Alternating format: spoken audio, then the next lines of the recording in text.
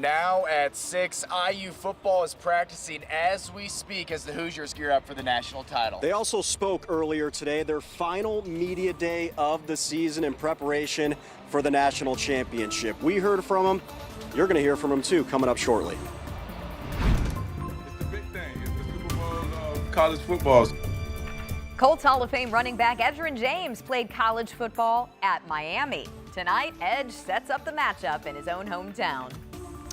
And it was not lost on me that Dom and Eli were wearing short sleeve shirts there as we deal with temperatures in the teens overnight tonight, maybe even some single digits. I'll let you know what you can expect in the forecast. Live from Indy, you're watching 13 News.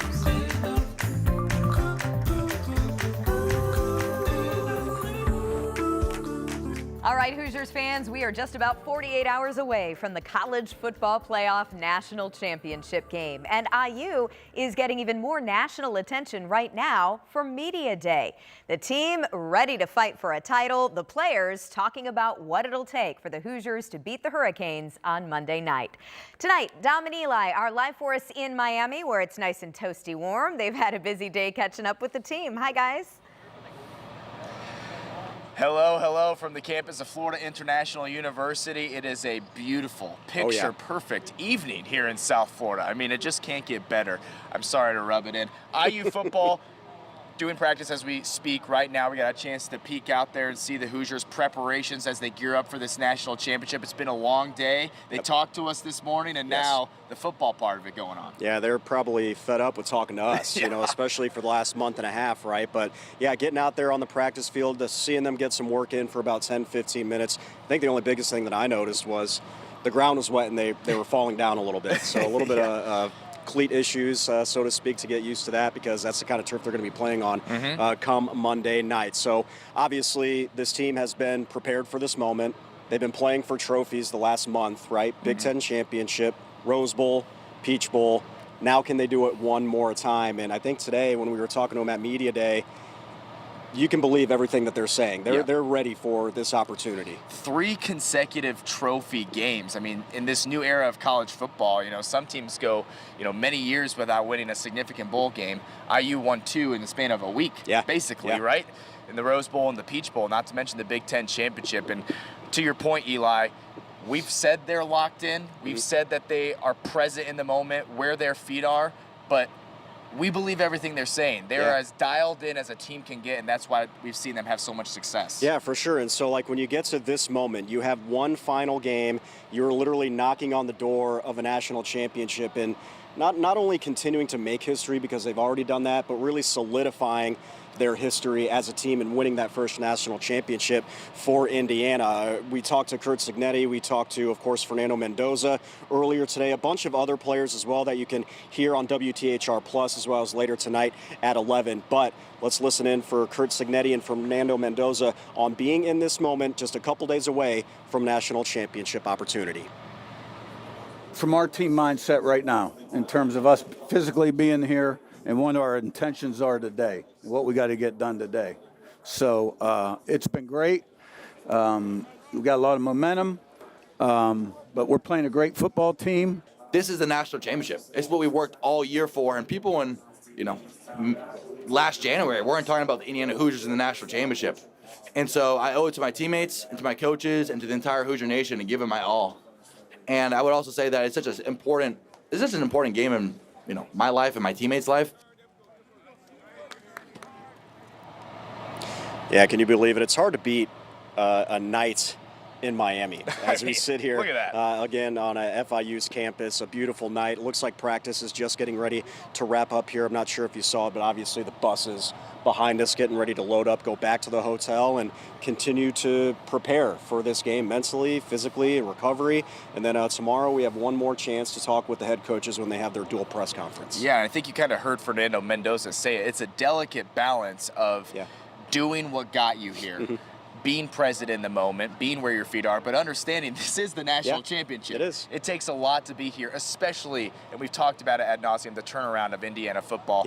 we can't stress it enough just how remarkable this is and the opportunity that the Hoosiers have come Monday night. Eli mentioned it. We have all the sound from Media Day on WTHR Plus right now. Some great one-on-ones offensively, defensively, a couple Indianapolis natives. Really good stuff. So be sure to check us out on WTHR Plus. We'll have much more for you tonight at 11, but practices are about over. Yeah, this is about it. It's crazy. And you know that the players are soaking in every single moment, too, and every single second that they're out on that practice field, because these are the final couple of days where they'll be together as a team and as a unit. Really good stuff. All right, hey, a little bit later on, we go one-on-one with a Speedway High School native really good. Who didn't start playing football until his freshman year in high school. Stick around for that a little bit later on the show. That's Eli Gain. I'm Dominic Miranda. We'll see you tonight at 11. Oh, looking forward to that one. Go Plugs, too. Okay, guys, thanks so much. It's 74 there, by the way, 22 here. So we'll just leave you with that. All right, see you guys. Thanks. This was an open media day, so that meant fans at FanFest could actually come over and listen to the team today, too. We caught up with some of them. Many flew in from Indy for the historic moment, and others are IU grads who now live in Miami. Oh, never in my wildest dreams did I think we could do this. I've told people 2 years ago I went to the Rutgers game and we got killed, and I said we'd be more likely to win the Powerball than to be here now. And it's just every week this season has just been better than the next. I've just been kind of floating on a cloud the whole season. It's so awesome. Curt Cignetti, what he's done and brought to the program, and all the players. The way we're winning, it's so special. It just gives me goosebumps. When people thought this was not possible, here they are with a chance to do it, and if they did it, what would you feel? Indiana history. I would be so proud.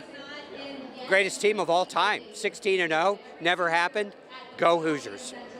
It would separate Indiana University from the world, having an undefeated season, a national champion in both basketball and football, and I'm so proud to be a Hoosier.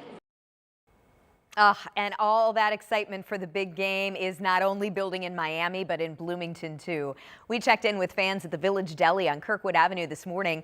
People enjoying breakfast there before going to the men's basketball game this afternoon, all dressed in cream and crimson, and they are really looking forward to the football game Monday night. It's been a ride. We're super excited. We, struggled through the games when we were here as students, and we're so excited that we're finally there, and we've been behind the team for decades, and we're so excited now. Honestly, when I first came here, I know that the football team wasn't that great or anything, and I honestly didn't really know much about football. So now, seeing them progress and everything has been really fun. It's been so lively, and everyone's just a community and coming together, and especially for the games, it's just been awesome to see. I love it. So the Village Deli is only open for breakfast and lunch with no TVs there, so no watch party there on Monday night. Well, unlike IU, the University of Miami, of course, has a long history of football success. And Colts Hall of Fame running back Edgerrin James is part of that. Our Rich Nye talked to Edge today about Monday's matchup in Miami. Before Edgerrin James ran for over 9,000 yards as the Colts' all-time leading rusher, he played for the Miami Hurricanes, a school that claims 5 college football national championships. Even during his Hall of Fame NFL career, Edgerrin never left his native South Florida. He remains a huge supporter of his alma mater. This is years in the making. You've been getting behind this program, knowing, what the expectations are for the program and with the young kids we have. And now we've done a great job of keeping South Florida kids in South Florida. And we're here. What do you expect the atmosphere to be like this weekend in Miami with this game, with the home team playing? Miami's going crazy ever since that game. It's always going crazy right here. It's going to be so many watch parties. The energy's here. The Rose Bowl and the Peach Bowl, IU fans came in and just took over. They're not going to be able to do that down at Hard Rock Stadium, are they? I'm quite sure it's going to be a lot of red in there because they have the money to pay for it. But for Miami, people are going to show up, the people that can. But the way the ticket prices are set up, we're going to show up now. We're going to show up because this is Miami, but I know IU's coming. You got a prediction? Yeah, University of Miami, 20-13. Edgerrin will be there. IU fans hope his prediction is a bust. Rich Nye, 13 News. I see what he did there. Good one, Rich. Okay, if you're going to the game in Miami, you should know there will be enhanced security and additional restrictions at Hard Rock Stadium. That's because President Trump now plans to attend the game. So if you're one of the lucky ones with a ticket, make sure you show up very early for that enhanced security screening. And then keep in mind, if you leave early, you will not be allowed back in the stadium. Don't forget, we've got you covered, though, in Miami before, during, and after the game. And as you know, Dom and Eli are already there, bringing you everything you need to know here on 13 News. Dustin and Sam get there tonight, and you'll see their reports starting tomorrow. Good stuff, Rob. Yeah, and it looks like for the game on Monday, temperatures there are going to be near 70. I know that's not what you want to hear when we're talking about this. Snow showing up on the radar. There are some areas where a little bit of heavier snow is rolling through right now from Greenwood to Greenfield. But temperatures have been cold all day. They've been into the 20s. We're now starting to see the temperatures dip back into the teens. And if we get any amount of clearing, we're going to see the temperatures drop even more, especially since this is what's moving our way. And that 10 in Des Moines is close to what we're expecting for our low temperature for tonight. Few snow showers are going to stay in our forecast. It is a relatively active pattern, but it's going to be kind of like today. There was some snow out there, but it didn't amount to very much. We'll keep that in the forecast at least for the next several hours. And a low tonight near 10. Coming up, I've got the forecast for the rest of the weekend, and the coldest day will be that Monday. So if you're heading out, I'll show you some wind chills if you have plans for watching the game or heading out celebrating, hopefully, after the game. I'll show you the numbers coming up. All right, Rob, thank you. We are counting down to the Winter Games in Milan Cortina. Much of the focus will be on Team USA figure skating. Still ahead, see the excitement among local figure skaters for the Olympics.